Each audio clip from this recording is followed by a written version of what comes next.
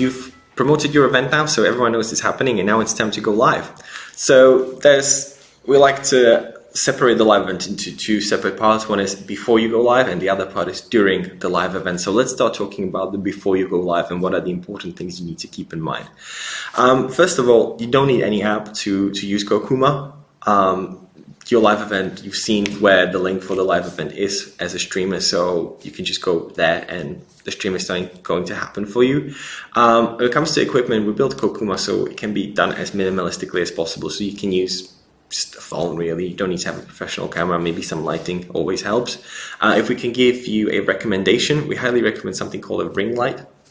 You can get them online quite cheaply these days. They've become very popular because of TikTok, and a lot of TikTokers use them because they have a little sort of attachment where you can just put your phone in the middle and the circular light around it will perfectly shine on your face.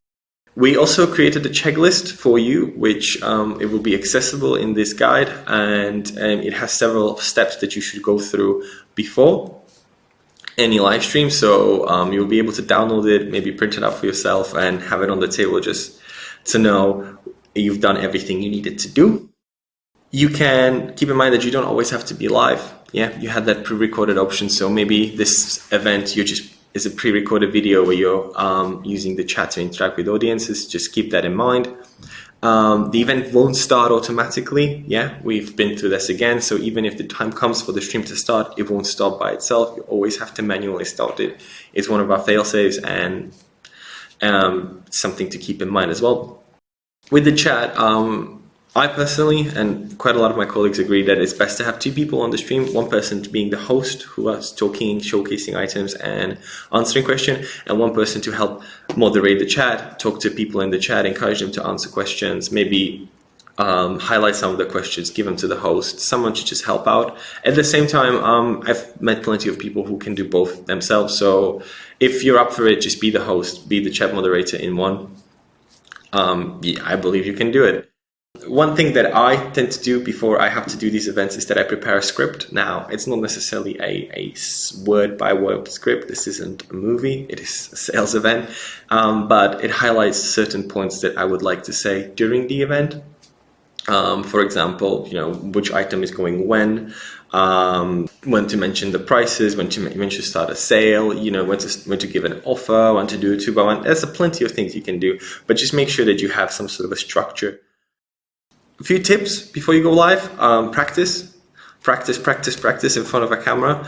Charisma and charm are key, and people do enjoy that kind of stuff. So just make sure that you practice in front of a camera, maybe in front of a mirror, just a couple of dry runs, so you get the feel of what you're actually doing. A lot of people, especially with their first events, feel quite shy, which is absolutely normal. We highly recommend that if you're feeling quite shy, maybe not go alone, have a co-host. The energy of the two of you can vibe off each other. You can just let the other person take charge when the other one can't. It's a really good practice, and it can really save your stream at certain points. There's also the second part to it, which is the live part. So once you actually did all the preparation, then it's all about going live. And there are certain things that you should keep in mind when you're going live. First of all is you need to be, as a host, you need to be quite welcoming, and you need to encourage your customers to interact. It's always good to ask questions, and it's always good to find ways to interact. Maybe get people to say who likes this in the chat, and people will say I do. You need to keep in mind that people came to an interactive sales event because they want to interact with you. So try to keep them engaged as much as you can. Obviously, questions are the best one. Encourage them, ask, do you want to ask anything? Just go for it, yeah? People do really like to interact with hosts. That's at least what we found. When it comes to the product, we highly recommend that you don't go overboard with all the products. Up to 20 products should be enough. The sales events can't run for super long anyway. It's best to showcase fewer products thoroughly than showcase a large quantity of products but very poorly.